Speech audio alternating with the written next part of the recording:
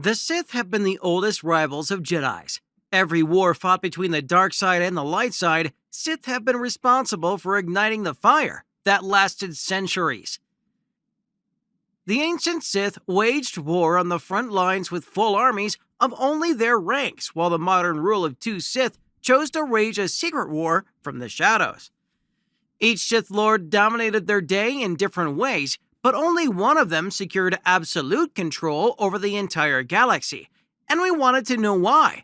So make sure you stay with this one till the end as we compare the ancient Sith with more modern-day Sith. At a glance, it seems ancient Sith were more superior in powers and combat skills, as the records of their great and terrible power are known among all Star Wars fans. However, today we are going to challenge that idea why the ancient Sith performed incredible feats. It was the cultivation of two into the modern era of Sith that was the catalyst to taking full control over the entire galaxy. The story begins in 3996, around the time of the Great Sith Wars, which was a 100-year conflict that nearly saw the total annihilation of the Republic. In this time, we got Sith Lords such as Frida Nod.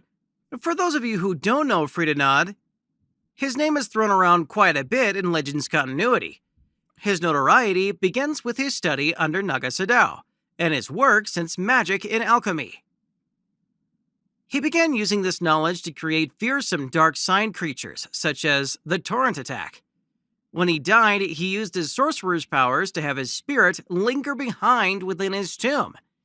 His tomb would be so strong in the dark side that it served as its own nexus of dark side energy.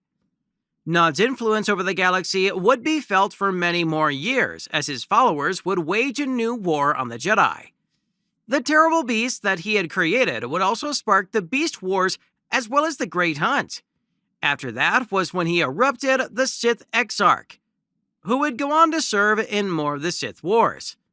ASAJJ was already a formidable apprentice as a Jedi, but once he accepted the dark side and began his research and delve into it, he would become a galaxy-shaking force for evil. He discovered the secrets to Sith sorcery and Sith alchemy. When he was on trial in the Senate, he used his powers to freeze every member of the Senate in place and then promptly dominated the mind of the Chancellor, and used him as a puppet in order to make an announcement that the Republic was crumbling. He also pioneered the double-bladed lightsaber.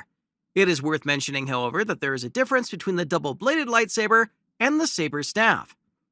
In combat with this weapon, ASAJJ was unstoppable, already an indomitable force, as it was with a single blade, but the invention of the double-bladed lightsaber was a havoc on the battlefield because at the time, no one had ever seen such a weapon and had no idea how to counter it.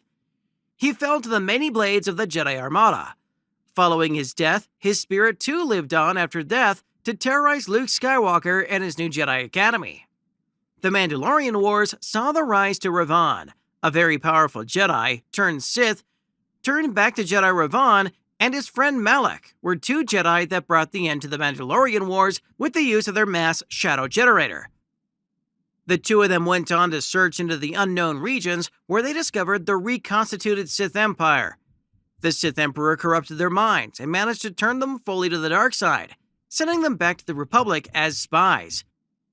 Soon though, Darth Revan and Darth Malak broke from their mental hold and decided to start their own Sith Empire by using an ancient space station. This station was known as the Star Forge in order to create a fleet of ships and weapons that they turned against the Republic. This caused the start of the Jedi Civil War. Revan later was captured by the Jedi Knight, Bastille Shan, and the Jedi Council wiped his memories of the Sith, thus returning him back to the light. Revan's rise and subsequent fall gave rise to another Sith Lord in the Dark Lord, Nihilus. Nihilus had access to dark side abilities, such as his rare red Force Lightning. There are different colors of Force Lightning that are indicative of the power level that a Sith Lord can possess. The typical blue with lightning that we know about is very powerful in itself.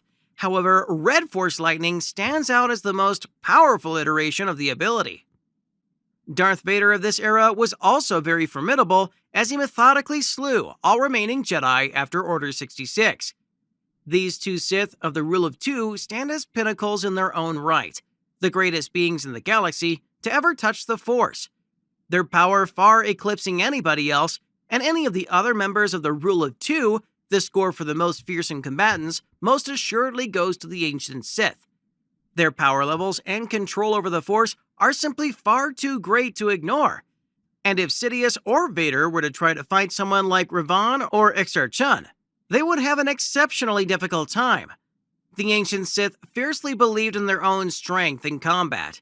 Because of this, their time was mostly spent honing that very aspect and rarely anything else.